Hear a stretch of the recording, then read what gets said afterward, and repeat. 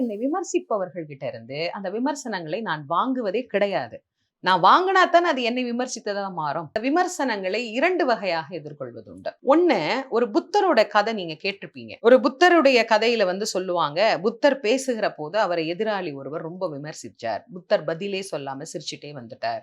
அப்படி. அப்போ அவருடைய சிஷ்யர் கேட்கும்போது புத்தர் அப்பயும் சிரிச்சுக்கிட்டே தான் சொல்லுவாரு, "அவன் என்ன விமர்சிச்சத நான் வாங்கவே இல்ல. அது திரும்ப அவன்கிட்டயே தான் இருக்கு" அப்படின்னு. இப்ப இந்த பொருள நான் உங்ககிட்ட குடுக்குறேன். நீங்க வாங்குனீங்கன்னா தானே அந்த பொருள் உங்களுடையது. வாங்கவே இல்லன்னா, அது அவர்கிட்ட தானே இருக்கும். அது மாரி என்னை விமர்சிப்பவர்கள் கிட்ட இருந்து அந்த விமர்சனங்களை நான் வாங்குவதே கிடையாது. நான் வாங்குனா தானே அது என்னை விமர்சித்ததா மாறும். அது அவங்கள எப்படி விமர்சிக்கிறாங்கன்னு பார்த்து நான் சிரிச்சுக்கிட்டே இருப்பேன். அவ்வளோதான். 1. 2வது, எல்லா கேள்விக்கும் நானே பதில் சொல்லணும் அப்படின்னு ஆரம்பிச்சேன்னு வச்சுக்கோங்களேன், அதுக்கு மட்டும் தான் எனக்கு வேலையா இருக்கும். வேற வேலையே என்னால என்ன பண்ண முடியாது? செய்யவே முடியாது.